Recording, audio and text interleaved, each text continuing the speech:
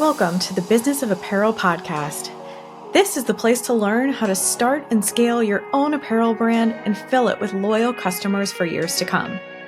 I'm your host, Rachel Erickson, owner and CEO of Unmarked Street, and I can't wait to share this episode with you. Welcome back to the Business of Apparel podcast, where today I thought it might be kind of fun to walk you through a behind-the-scenes look of doing a fashion photo shoot.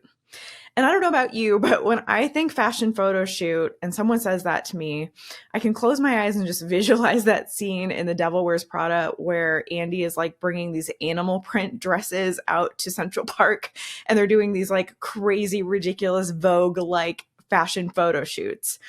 And while that is definitely something that has to get done, especially for fashion magazines, what we tend to find in the more structured apparel world when we're creating our own brands, creating our own products, and then needing to actually photograph those things for our website or for our catalogs or for anything like that, it is a little more structured. It's maybe not quite as glamorous, although I will say I love a good photo shoot. Taking time out of my day-to-day work or taking time out of my like regular schedule to go to a photo shoot is something I will always raise my hand for because to me, it's so fun. And I also have like a little bit of a background in photography. I took some photography classes when I was in high school and college and know a little bit about it enough to really be able to nerd out on all of the different details when I go to a photo shoot. So it gets me really excited to see all the cameras and all of the lighting. And we do a lot of that here at the Business of Apparel, right? We try to put out as many videos and all of our content that we're creating all the time. So understanding all the different software that it takes to be able to do that and having our own camera equipment and having our own mics and having our own lights and props and everything else that kind of goes with doing good photography and good videography, we are still pretty involved with that here. At the same time, my husband is really into photography too, so we share that passion. He is a beautiful, wonderful like nature photographer, and so I'm always trying to push him out the door to do more things. We have some of his photography hanging in our house. It is just such a wonderful way to decorate and to feel like we're able to incorporate his art into our life on an everyday basis. So I can nerd out on this all day long. But what I wanted to talk today about was some of the practical stuff that you may not think about when you're thinking about doing an apparel photo shoot. And so let's dive right into some documentation that you are going to need, which is basically called your shot list. Now, a shot list is typically, I've seen it made usually in Excel or Google Sheets, something like that. It's just a regular old spreadsheet that you need to create for when you go to your photo shoot so that you know what you need to photograph. And usually when you're working with a photographer, it's really helpful for you to outline every single shot that you're going to need so that they can understand, number one, how long is this kind of photo shoot going to take us? Number two, how many images am I going to end up providing to this customer when I'm actually done photographing all of their stuff? And so when we do this at the corporate level, we end up creating these really big shot lists. Sometimes we're doing up to 500 different SKUs or 100 different styles in many different colorways. And if you are trying to get all of that stuff up on your website, you're going to need to photograph all of them. Now, caveat here, I will say some brands are starting to go to 3D renderings to put those up on their website, and AI is starting to change the game a little bit on what you could do in the way of a fairly realistic rendering of your apparel. So it is absolutely possible that if you decide to spend your money on an AI tool or on a 3D rendering expert who can come in and make your renderings look lifelike, you could skip this whole process and you could just put 3D renderings or AI renderings up on your website to represent all of the garments that you offer. Right now, I'm not sure. I actually haven't done the exercise, so you would have to do this yourself, but I'm not sure what is the more cost-effective option. I can tell you what is the more sustainable option, absolutely. Not having to order a whole batch of photo shoot samples for every single time you are going to launch a new product, and you can do everything digitally is always going to be more sustainable because at the end of the day, now we're not overproducing samples, especially if those samples aren't 100% right and they're not sellable. A lot of big corporate brands, especially in my past experience, try to do a photo shoot so early in their process that they end up actually shooting garments that aren't quite right and then putting their graphics team through an entire Photoshop round. So the zipper color isn't right. So the graphics team needs to go in and color correct all of the zippers in Photoshop. This fit isn't quite right. So we're using binder clips and we're really kind of faking the fit in these photos. We don't quite know exactly how the color blocking on something is going to work. So once we actually make that decision, again, the team is going into Photoshop and putting in the correct colors of how everything is going to look in production. But what that means is that those samples are not actually sellable, which unfortunately, at the end of the day, means that they are likely trash. Now, you could sell them in a sample sale so that someone can still use them, but if they don't fit well, they don't look good, and the colors are mismatching to some god-awful color scheme, you might not actually want that out in the world, and a lot of brands will say that. So even though some brands look like they're doing all the right things by doing sample sales, it could be that they're still trashing quite a bit of items that aren't good enough to be out there with their name on them. And that's all about brand reputation, right? So we used to do this where we would weed out every single sample. Like, this one looks good enough when I put it on the body and it's close enough to production that if it were out there in the world on someone's body and someone realized that it was from my brand, I don't have a problem with that. But this one is so oversized, the fit was so wrong, or the colors didn't look quite right, or this mismatched zipper looks like so freaking crazy. Like, I don't want this out in the world, because if someone sees my brand name on this piece, I don't want them to think that I represented that. So it does create more trash to have photo samples. Now, some brands who are able to work on their timeline and their process maybe a little bit better are able to bring in photo samples closer to the end of their process. And depending on how you work on development, a lot of the time what we like to do as developers, especially with smaller brands who don't have a huge budget to bring in photo samples, we will actually ask the factory to create their size set samples in all the different colors. So now we have a size of every single style. We have a color of every single style. We can bring in different sized models. And so we can really diversify what our photo shoot is going to look like. And we're going to be able to then use that as our size set. So we're going to fit it first. It's really close to being ready for production, but then we can also pass it along to use it for photo samples. And so we kind of get dual duty out of those samples if we're really trying to be smart about it. But again, we want to do that closer to the end of the process so that everything is as close as possible to production. We're not having to then actually trash anything. So, okay, coming back to your shot list. Sorry, that was a lot of like weird off information. Coming back to your shot list, what you want to do is make a list of every single item that is new in your line, whether that be a new style in all of its different colorways, or a new or a carryover style in all of its new colorways. So let's say you have an evergreen legging in your line and you always sell it in black and navy blue. And so you already have the photography of that. It's already up on your website. But this season, you also decided to offer pink. So you're going to need to add that legging in pink to your photo shoot shot list. Now, you also then need to determine what are the shots that I need of these pieces. So maybe again, for that legging, I need a front, I need a back, I need a 3/4 front, I need a side, I need a 3/4 back, all of these different angles. Maybe you want to add some lifestyle to it. So I want to see the model doing some yoga poses in these tights, or I want to see the model pretending to run in these tights. Maybe there are some of those things. You want to list every single one of those out. You also want to consider details. So if that legging has a pocket, or it has like a twist at the ankle, or it has some other feature, you want to make sure that you add those as detail shots to your shot list. Now, this can get really long, right? So we've taken one style in one colorway, and now we have multiple shots that we need of it based on how we want it to be used, based on just some maybe static imagery that we want to be able to use on our website so that people can see how the garment fits. We also then want them to be able to zoom in and see the details.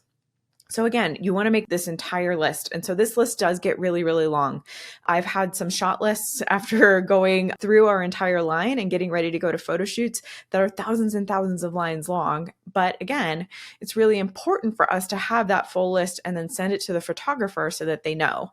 And of course, as we're shooting every single shot that's on that list, we'll set up kind of a standard. So we have our shot list, we've sent it to our photographer, we've sent them some imagery that we want to maybe replicate. Like, we really like the lighting in this other brand's photography, and we really kind of want to replicate the lighting, but we like this color background and we want it to be in a set where there's maybe a box for them to sit on or a chair for them to sit on or a yoga mat set out so that they can look like they're doing yoga in different ways. You need to kind of imagine what the end result is going to be for your photo shoot.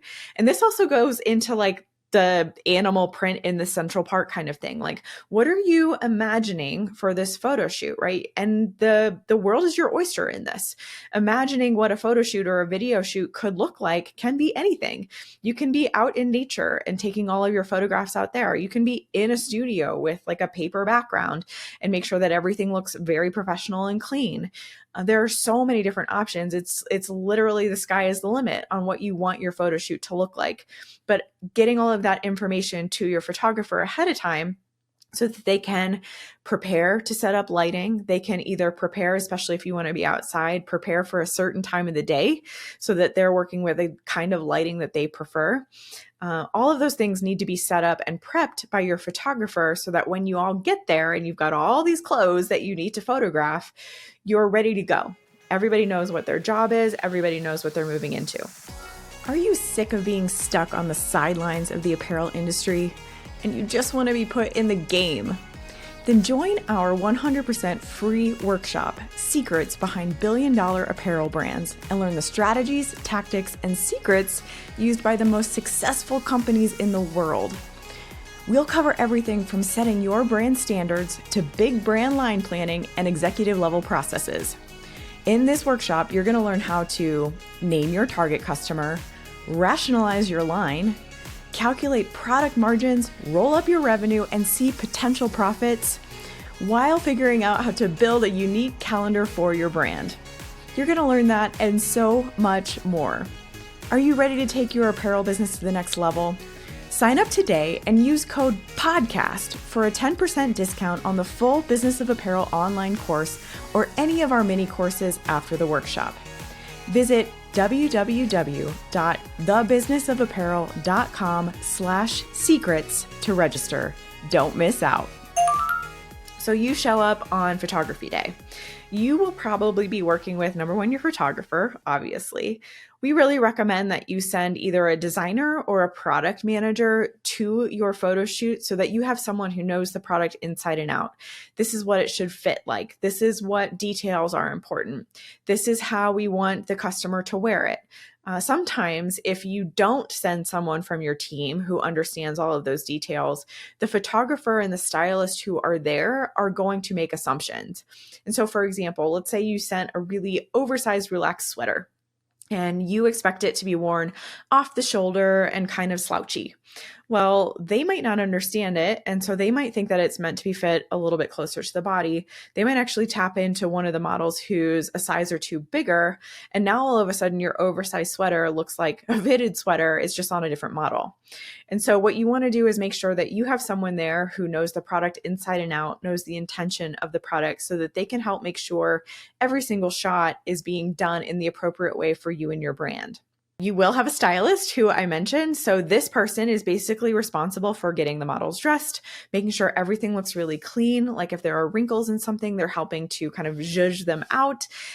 They're lint rollering everything. So you don't see lint on any of your garments in any of the photos. Like I mentioned before, if something doesn't fit quite right, they've probably got binder clips handy. So you might not know this, but when we're in fashion photo shoots, if we're trying to make something look a little bit tighter to the body, we'll kind of pull it in the back, especially if we're taking a front photo, and we'll put a binder clip on it so that it starts to fit a little bit closer to the body the way that we want it to be seen. That way we know that when that garment comes in production and it actually looks like that after we correct the fit, this photo will match what production looks like. Same with the front, right? So if you're taking a back photo, you might clip it with a binder clip in the front to make it look the way that it's supposed to look.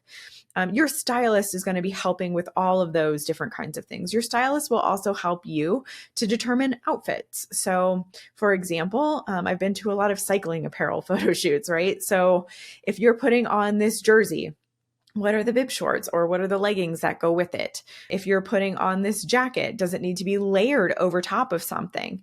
And so all of those kinds of details are things that you will work out with your stylist. Your stylist might also bring with them a team to help with hair and makeup. And it depends on what kind of a look you are going for, again, in your photo shoot. So sending hair and makeup ideas to your stylist and your photographer ahead of time can be really, really helpful so that they can come in and make sure that your models look the way you want them to look. A lot of brands, especially in the outdoor space or in the athletic space, want models to look really fresh and natural because we want to see the clothes. We feel like they're probably working out or doing something outside. People aren't really like all dolled up with makeup or like really fancy hair in those situations. But the women, you might want them to have a ponytail in. And so that's important for people to know. We don't want hair down. And then if you're doing more fashion stuff, you might have a look that you're going for. Maybe you have something that's really out there and you want them to replicate something from high-end fashion or a couture runway that you saw. Sending those photos over is going to be really, really helpful. So just like so much of everything that we talk about in the apparel world, communication is going to be key up front with your photographer and with your stylist. So your stylist is going to be helping you to make sure that everything looks good. Your stylist can also help you with what we call laydowns. A lot of the time you'll see garments not always necessarily on a body, but sometimes you'll see them like folded or laid down flat on a table or on the floor. And then we take images from above. So you can see how the garment looks kind of flat. Sometimes they'll do laydowns with collections. So we'll do like a cool creative way to fold all of the different garments. And you've got like this t-shirt and this legging, and you're pairing it with like a yoga strap and a yoga block. And so it kind of gives you this feel of like, this outfit is absolutely meant to go with your yoga stuff. And it's a really cool way to add additional imagery to your photography portfolio on your website or in your social media content or anything like that. So your stylist can help you with those kinds of things. Some stylists are experts at all the things. We have a great stylist who I'm always referring people to, someone who I've always worked with, and I'm constantly following her work. She works with a lot of different big brands in California, and she's always coming up with creative ways and ideas on how to photograph certain things. I saw the other day that she was doing like a shoe launch. And so they were trying to treat all of the shoes to look like balloons. And so she was photographing all of the shoes kind of upside down. They were holding them by their shoestrings. And then of course the photography flipped it so it looked like they were balloons kind of being held up in the air. Those kinds of creative ideas are things that you can work on with your stylist to really evoke a feeling in your photography. So when you get there and you're on the day, if you are the owner of your brand and you want to show up and you have all these different people around you, right? You've got your photographer. He might have a team of people just kind of help to see things on screen. You've got your stylist and her team making sure that the models are doing everything that they're supposed to be doing. Usually your stylist will also manage the timeline and the cadence of the photo shoot to make sure that everything is going according to plan. So again, that's why your shot list is so important. So if they know they need to do 1,000 images over the span of 3 days, they've mapped out what that looks like, right? So we're trying to hit those timelines. Your product person is going to be making sure that everything is being shot the way that it's meant to be shot. What you're probably going to notice is a lot of buzz around you. There's going to be some music playing. People are going to have brought in coffee or some sort of food or breakfast, some sort of lunch. You guys are going to be having a really good time. I'm not going to lie. Photo shoots are so much fun. And because of that, you want to create like an energy, right? You want there to be an apparent energy in your photography. And so you want to evoke that with the music that you're listening to and getting people excited or getting people into the right mindset that you want to be able to then portray in your photography that you want to see on your site or in your social media imagery. So as the owner, while you're there, number one, it's your job to enjoy it. Like this is such a cool culmination of all of the work that you've been doing to bring your different styles to life, to be delegating to an amazing team, to be getting to this point where you're ready to photograph your styles and get them up on your site. Enjoy the days that you are at Photoshoot for sure. It is such a creative way to spend your time. But it's also your job to make sure that everybody's kind of managing what they need to be managing and that everything is going as you expect. So if things start to look a little bit wrong, it is up to you to step in and say what you want or to say what you want to do differently. It is also up to you to continue to hold the vision for your brand. Now, we talk about this a lot. As the CEO and as the owner and the leader of your brand, your job is to have experts all around you who do things better than you so that they can excel in their role and you can reap the rewards of their expertise. But it is your job to hold the vision for them and to make sure that they understand what the big picture is and the why of why we're here, right? Like, we want our customers to feel energized and excited about getting their hands on this apparel. So that's what we want to evoke in our photography. So that's the energy we want to have today. And that comes from you. That comes from you being that kind of leader. That comes from you having that energy and portraying it to everybody while you're there. Photo shoots can be really, really long days. And while they can be fun, and they are very fun, they can also be a lot of work. So keeping your energy high, keeping everybody engaged, keeping everybody on track, work with your stylist to be hand in hand on that. Now, if you have any questions about going into Photoshoot or how we might do it if we were working with you, or how we encourage our clients to do it, please let me know. We would love to hear from you. You can put a comment below this video if you're watching here on YouTube, or you can always reach out to us. The best way to find us is on Instagram right now at Business of Apparel, all one word, all lowercase, no emojis, no spaces, nothing like that. And you can just DM us, ask us a question. We would love to engage with you. We would love to learn a little bit more about you. So come find us on Instagram, follow us over there as well. Please like and subscribe if you are here on YouTube. We are trying to grow this space so that we can get more and more great content out to you. And if you're listening on your favorite podcast streaming episode, we would love for you to write us a review. We love to hear from our community. Thank you so much for being here with me today, and I'll see you next week. Thank you so much for listening to the Business of Apparel podcast. I would so appreciate hearing your thoughts on the show. And if you know someone who could benefit from it, please share it with them. My biggest desire is to help other apparel professionals understand the nuances of our industry so we can all work toward making better product for a better world. If you would like to connect further, I'd love to invite you to send me a message through my website, thebusinessofapparel.com, where I do weekly trainings through my YouTube video channel, a weekly newsletter, blog articles, and so many more resources to help you start and scale a profitable apparel brand. This podcast is produced by Box 7 Media, who I cannot speak highly enough of. If you're looking to start your own podcast, you can reach out to Jeremy at Box 7 Media on LinkedIn anytime.